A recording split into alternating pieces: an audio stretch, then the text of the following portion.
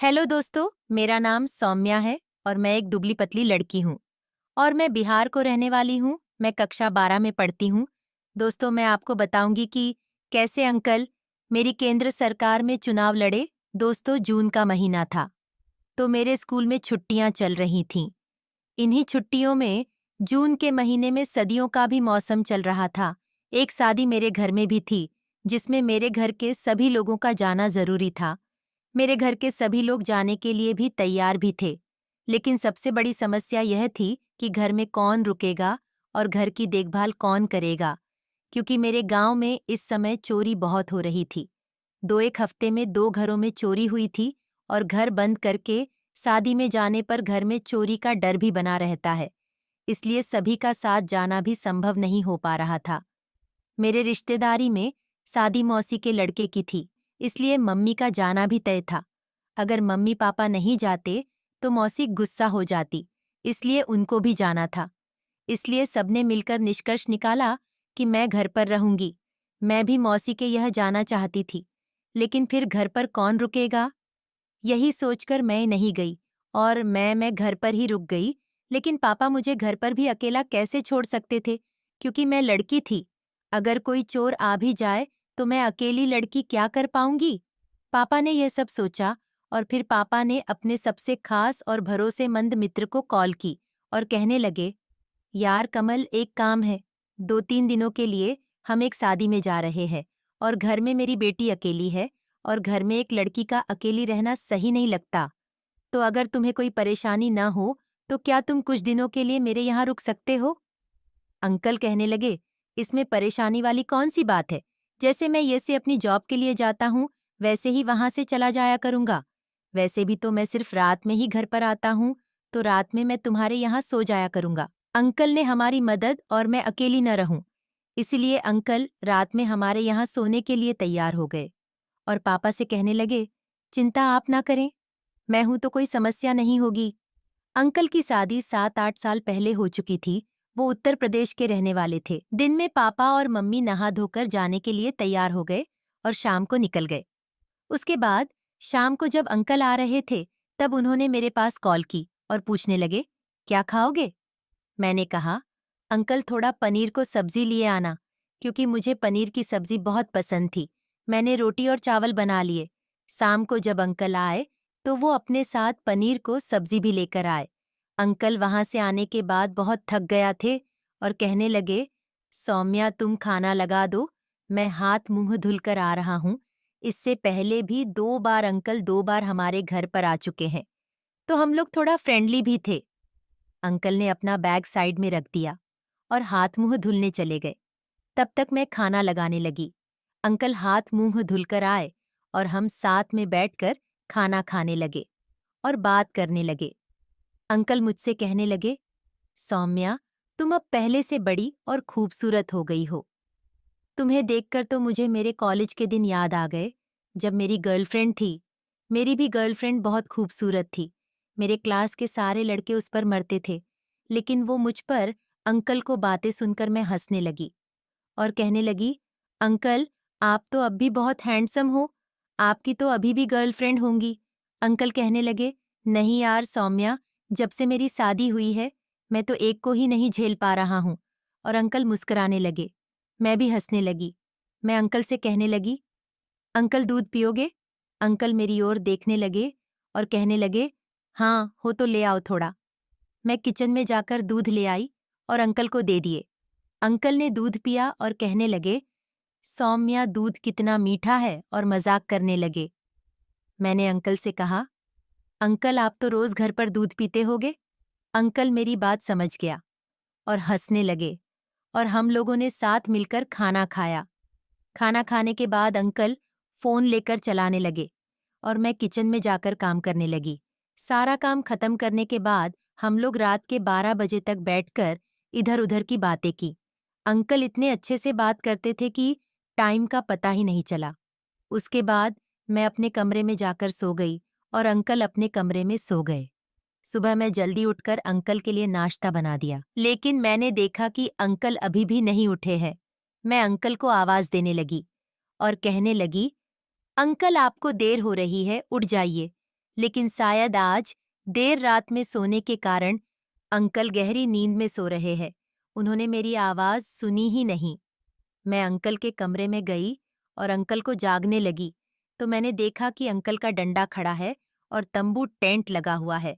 मैं तंबू टेंट को तरफ देख रही थी और मन ही मन में लड्डू फूट रहे थे। तभी अंकल की आंखें खुल गईं और अंकल ने कहा, अरे सौम्या। मैंने अंकल को तरफ देखते हुए कहा, अंकल उठ जाइए, आज आपको लेट हो जाएगा। अंकल ने फोन उठाकर देखा और कहने लगे, और बाप रे, आज तो बहुत टाइम हो गया। मैंने अंकल से कहा, अंकल आप नहा धो लीजिए, आपका नाश्ता रेडी है। कल बाथरूम में चले गए और नहा धोकर जल्दी से बाहर आ गए। अंकल ने जल्दी जल्दी में नाश्ता किया और मैंने उनका टिफिन पैक कर दिया। और शाम को क्या बनेगा मैंने यह पूछ लिया। उसके बाद अंकल ऑफिस के लिए निकल गए। उसके बाद मैं घर की साफ सफाई की और उसके बाद नहाने चली गई। मैं नहाकर फिर तैयार होकर नाश्ता किया और उसके बाद कुछ देर आराम किया। आज घर में कोई नहीं था तो पूरा घर सुना सुना लग रहा था। बिल्कुल भी अच्छा लग रहा था। समझ में नहीं आ रहा था कि क्या करे। दोपहर के 2 बज रहे थे। मैंने सोचा थोड़ी देर पढ़ाई कर लेती हूँ। 4 बजे तक मैंने पढ़ाई की। उसके बाद फोन चलाने लीजिए। फोन चलाते चलाते कब सो गई कुछ पता ही भी चला। उसके बाद मैं 1 घंटे बाद उठी तो देखा कि अंकल के भी आने का समय हो गया था। सोते सोते मैं पसीने में पूरी भीग गई थी तो मैंने सोचा स्नान कर लेती हूँ। मैंने स्नान करके आज ब्लैक कलर की एक टाइट खूबसूरत ड्रेस पहन ली। वो ड्रेस मेरी फेवरेट ड्रेस थी। वो मेरे शरीर पर पूरी फिट थी। उसके बाद मैंने थोड़ा हल्का सा मेकअप किया। तब तक अंकल आ गए। मुझे आवाज दी तो मैं अपने कमरे से बाहर आई। जैसे ही मैं बाहर आई तो अंकल मुझे देखते रह गए और कहने लगे, अरे वाह सौम्या, आज तो तुम कमाल की लग रही हो। तुम्हें देखकर मेरी जवानी के दिन याद आ गए। मैंने महसूस किया और देखा कि अंकल का डंडा मुझे देखकर बाहर निकलना चाहता था, लेकिन अंकल उसे बैग के पीछे छिपा रहे थे। अंकल मेरी तारीफ कर रहे थे। मुझे बहुत अच्छा लग रहा था। मेरा मन कर रहा था कि अभी अंकल मुझे अपनी केंद्र सरकार में जगह दे दे।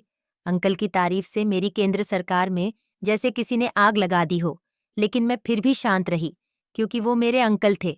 उसके बाद अंकल मुझसे कहने लगे, सौम्या, मैं हाथ मुंह धोकर तैयार हो जाता हूँ, तुम खाना लगा दो। मैंने कहा, ठीक है अंकल, लेकिन उसके लिए खाना बनाना पड़ेगा। अभी मैंने खाना नहीं बनाया है। अंकल कहने लगे, ठीक तुम खाना बना लो, तब तक मैं आराम कर लेता हूँ। मैंने कहा, ठीक अंकल। अंकल वही सोफे पर बैठकर आराम करने लगे और मैं खाना बनाने किचन चली गई। सोफे पर से किचन साफ साफ दिख रहा था। मैंने देखा कि अंकल मेरी केंद्र सरकार को और घूर घूर के देख रहे थे। मुझे भी अच्छा लग रहा था, इसलिए मैंने अपनी केंद्र सरकार थोड़ा आराम देना चाहा, जिससे अंकल थोड़ा अच्छे से देख सके। मैं खाना बना रही थी, तभी लाइट चली गई। ऊपर से इतनी गर्मी से मैं पूरा पसीने में भीगी थी और अब अंधेरा। तब तक अंकल अपनी फोन को टॉर्च ऑन करके किचन में आ गए और मुझसे कहने लगे, सौम्या, आज बहुत गर्मी है। मैंने कहा, हाँ अंकल, और अब तो लाइट भी चली गई। मेरे घर में इन्वर्टर नहीं था, इसलिए अंकल ने मुझे टॉर्च दिखाई और मैंने एक मोमबत्ती जलाकर किचन में रख दी। अंकल कहने लगे, सौम्या, तुम पसीने में पूरी भीग गई हो, तो क्या मैं तुम्हारी थोड़ी मदद मार सकता हूँ? मैं भी बहुत परेशान थी, इसलिए मैंने हाँ कर दी। अंकल खाना बनाने में मेरी मदद करने लगे थे। मैंने और अंकल मिलकर खाना बनाती रही और बातें करते रहे। थोड़ी ही देर में लाइट आ गई।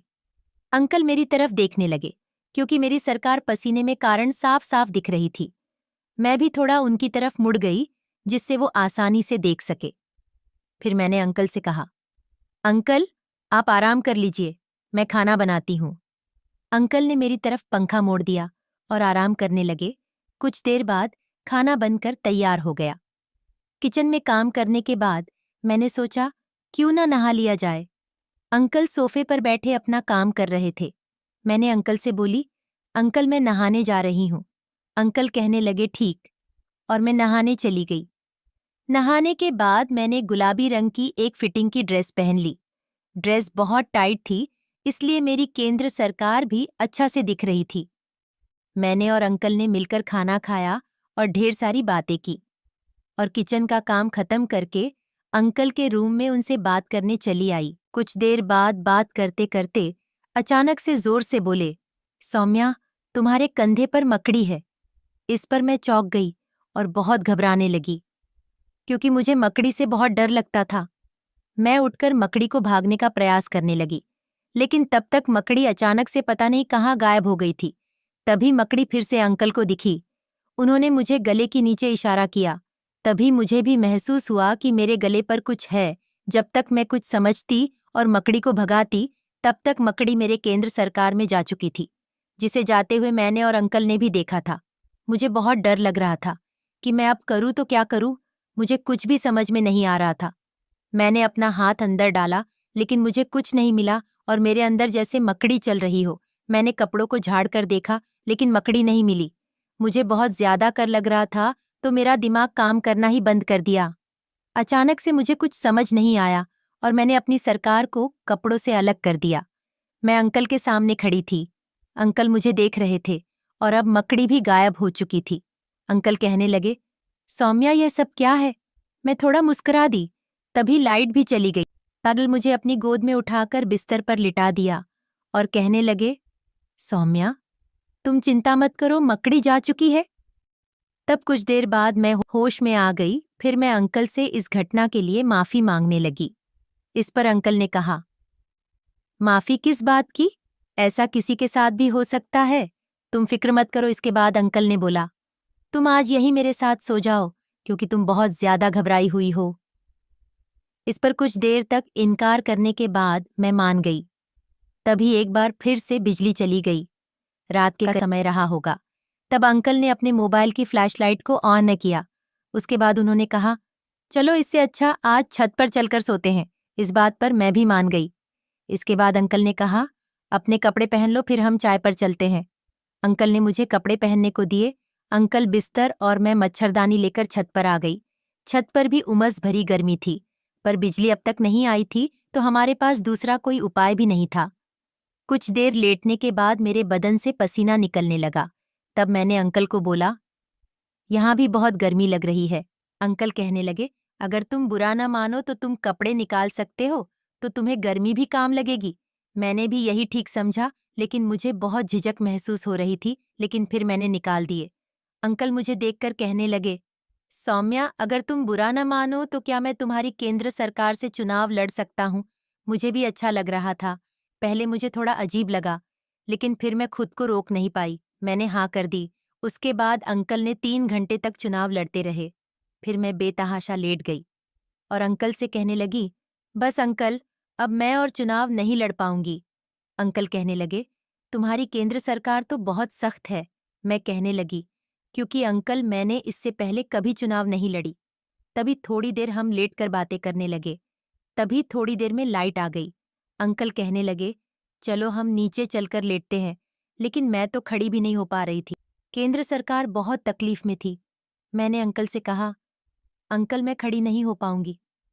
फिर अंकल मुझे अपने गोद में उठाकर नीचे ले गए और हम लोग और फिर मेरी केंद्र सरकार से चुनाव लड़ने लगे और हम दोनों वहीं सो गए। सुबह हम लोग देर से उठे और खाना भी अंकल ने ही बना, क्योंकि मैं तो चल भी नहीं पा रही थी। अंकल खाना खाकर ऑफिस चले गए। उसके बाद शाम को मम्मी पापा आ गए और अंकल अपने घर चले गए। दोस्तों, ये कहानी आपको कैसी लगी?